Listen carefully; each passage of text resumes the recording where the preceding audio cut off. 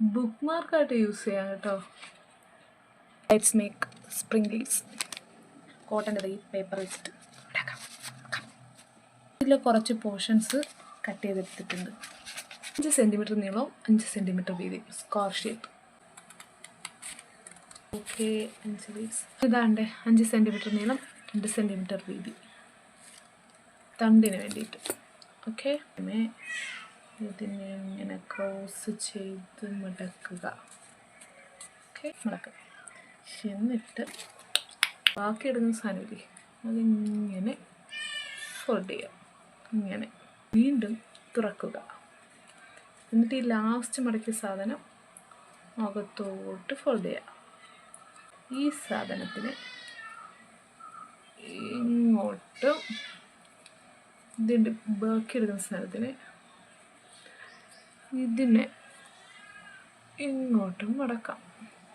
എന്നൊരു സാധനം കിട്ടും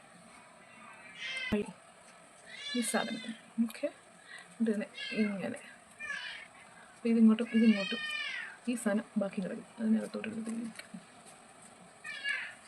ഓക്കെ, വേണ്ടേ ഈ ഒരു ഷേപ്പിലേക്ക് മടക്കുക. ഉണ്ടോ, നമ്മൾ അങ്ങോട്ടും ഇങ്ങോട്ടൊക്കെ തിരിച്ച് നോക്കുക. തിരിച്ച് നോക്കുമ്പോൾ ഈ ഒരു ഷേപ്പിൽ കിട്ടും. ഓക്കെ, ഇതിന് 5 ലീവ്സ് ഉണ്ടാക്കണം. ഞാൻ ഇതിലൊരു പ്രോ ആണ് ഗൈസ്. 5ാമത്തെ ലീഫ് ചെറിയ പേപ്പർ നമുക്ക് ചുരുട്ടിയെടുക്കുക. യാ, ഒട്ടിയില്ലേ? എത്ര ഒട്ടില്ലേ ഇത്?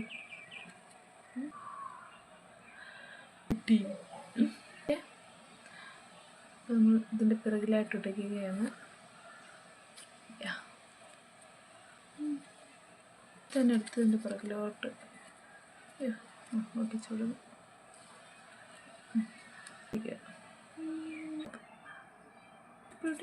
പൊട്ടിയിട്ട് കണ്ണുള്ള